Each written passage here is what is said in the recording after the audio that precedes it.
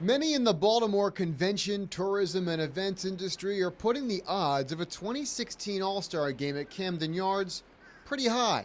Absolutely none of them will go on the record with that comment, which may just make those tea leaves a bit more exciting to read. Not only is this a well-kept secret, I'm not even sure there's a real formal process. So you use the word tea leaves. I think that's what we're all looking at right now. Because there is no formal process. It's up to the commissioner of baseball. And when Bud Selig recently said Baltimore is a, quote, very, very viable candidate to host the 2016 Midsummer Classic, Charm City began to blush.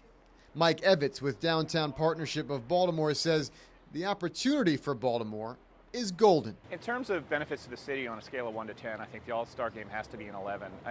So not only is it the huge national exposure and the crowds it brings and the positive attention, multiple days of activities that will affect sites well beyond Camden Yards, all throughout downtown. A downtown that has really come into its own.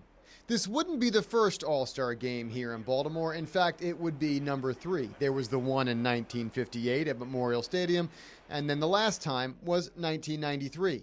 Camden Yards still had that new ballpark smell, and while this video certainly looks dated, the marker on the warehouse of Ken Griffey Jr.'s home run derby shot is still polished up and clear.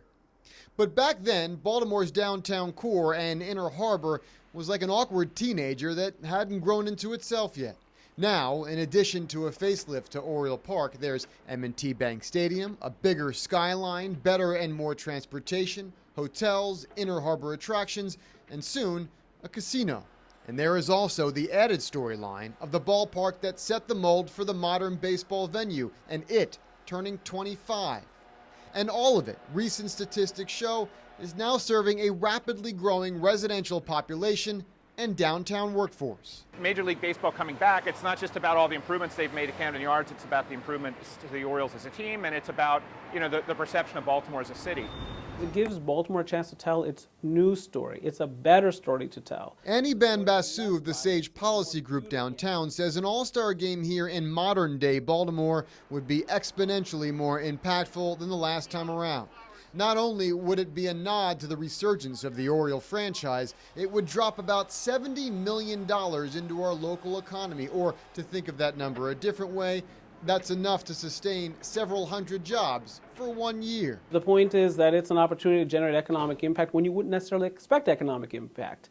It's a chance for another sellout, and again, a lot of the people that'll be filling Camden Yards, if we in fact are so lucky to get the All-Star game, will not be from Baltimore, which means hotel room nights, more spending, more dining out, and that's fabulous for retailers, restaurateurs, and others. Not to mention the national television and social media exposure, providing a window into Baltimore's so-called new storyline.